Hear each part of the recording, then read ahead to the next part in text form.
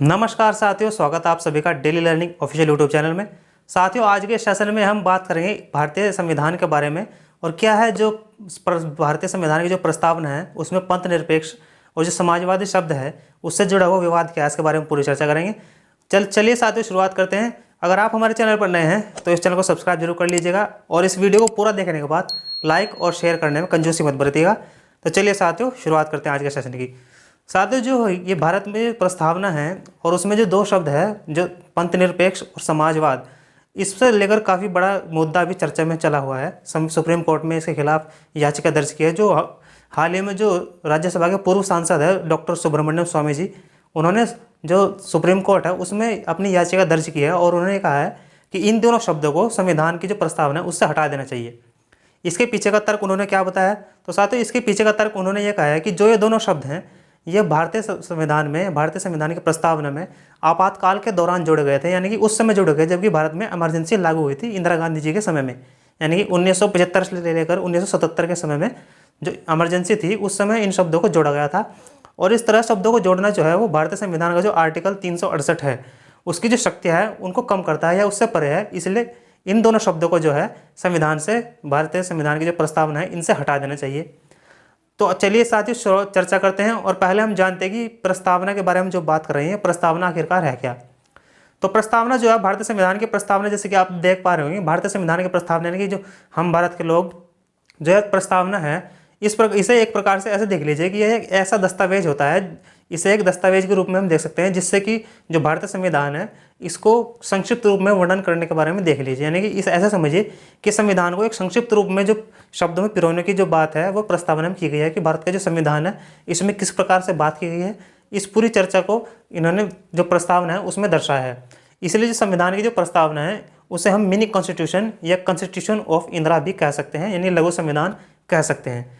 इस अगर प्रस्तावना की बात करें तो यह प्रस्तावना जो उद्देश्य प्रस्ताव है, उद्देश्य का जो प्रस्ताव है नेहरू जी का, इसे उससे लिया गया है। और भारत का जो संविधान है ये आप सभी जानते होंगे 26 नवंबर 1949 को अंगीकृत किया गया था, अपनाया गया था और वहीं साथ ही साथ 26 जनवरी 1950 को इसको लागू कर दिया गया था।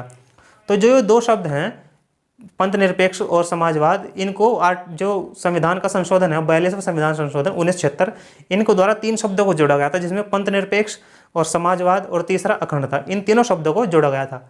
अब बात यह कर लेते हैं कि जो विवाद है क्या यह पहली बार हुआ है, इससे पहले भी ऐसा कुछ हो चुका है। तो साथियों इससे पहले भी विवाद चर्चा में रह चुका है और पहले भी इन शब्दों को हटाने के बारे में बात की गई है। तो क्या है इसके बारे में थोड़ी चर्चा कर लेते हैं। साथियों जो बेरुबरी जो केस था, बेरुबरी यूनियन का जो केस था सुप्रीम कोर्ट में, उसमें सुनवाई के बाद सुप्रीम कोर्ट ने यह अपना निर्णय दिया था कि जो संविधान की जो प्रस्तावना है इसको मार्गदर्शक सिद्धांत के रूप में लेना चाहिए, ना कि इसको एक अंग के रूप में, संविधान के अंग के रूप में, मूल ढांचे के रूप में लेना चाहिए। जो सुप्रीम कोर्ट था उन्होंने इस केस में यह सुनवाई की थी और यह बयान दिया था।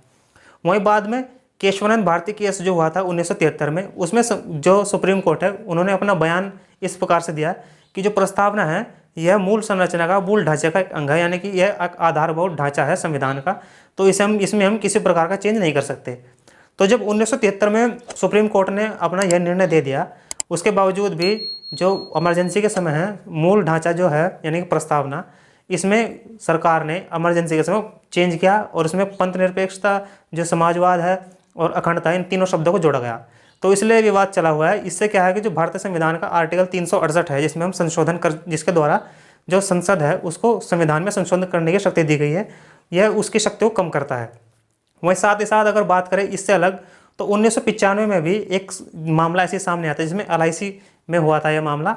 इस मामले में भी सुप्रीम कोर्ट ने सेम यही अपना निर्णय दिया था कि जो संविधान की जो प्रस्तावना है इसे मूल ढांचे, मूल संरचना के रूप में, मूल जो संरचना है उसका हिस्सा माना जाना चाहिए, इसका आधारभूत ढांचा जो है इसमें शामिल किया जाना चाहिए।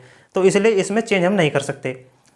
तो इस प्रकार से यह केस चलता है और जो ये मामला है ये सुप्रीम कोर्ट में जा चुका है और देखते हैं सुप्रीम कोर्ट इसमें अपनी क्या सुनवाई देती है। अगर हम इसे पॉजिटिव वे में लें तो इससे पहले भी 2008 में सुप्रीम कोर्ट ने समाजवादी शब्द को जो हटाए जाने की मांग थी उसको खारिज कर दिया था और उन्होंने यह कहा था कि भारत में जो समाजवादी है इसका अर्थ यह नहीं है, इसका अर्थ इस प्रकार से ले लीजिए कि भारत में अलग अलग धर्म के, अलग अलग जाति के, अलग अलग प्रकार के, अलग अलग कल्चर के लोग रहते हैं। तो इसमें कोई निश्चित ऐसा नहीं है कि समाजवादी को हटाया जाना चाहिए, यानी कि कोई एक पर्टिकुलर ऐसा रीज़न नहीं है यानी कि जैसे कि किसी अन्य देशों में अगर बात करें तो वहाँ पर किसी विशेष धर्म को, किसी विशेष जाति को फॉलो किया जाता है, जबकि भारत में ऐसा नहीं है। भारत में इतनी सारी विविधताएं हैं। अगर उस हिसाब से देखा जाए तो भारत को समाजवादी कहना कोई बुरी बात नहीं है। बहरहाल यह हमारा पक्ष है। देखते हैं सुप्रीम कोर्ट आने वाले समय में इसमें अपना क्या निर्णय देता है और इस सुनवाई का जो रिजल्ट है वह क्या निकलता है। हमारा इस वीडियो का मूल उद्देश्य था कि इस टॉपिक को हम भारतीय संविधान से, जो पॉलिटी है उससे जोड़ें और जो भारत में जो प्राचीन पुराने टाइम में जो हुआ है उन घटनाओं पर थोड़ी चर्चा करें। तो ये हमारा उद्देश्य था। उम्मीद करता हूँ आपको यह वीडियो पसंद आई होगी, और अगर वीडियो पसंद आई होगी तो हमारे इस वीडियो को लाइक जरूर कर दीजिएगा और शेयर जरूर कर दीजिएगा। हमारे चैनल को सब्सक्राइब जरूर कर दीजिएगा। कंजूसी मत बरतिएगा सब्सक्राइब करने में और शेयर करने में। मिलते हैं आपसे एक नई वीडियो में नई ऊर्जा के साथ। तब तक के लिए जय हिंद, वंदे मातरम।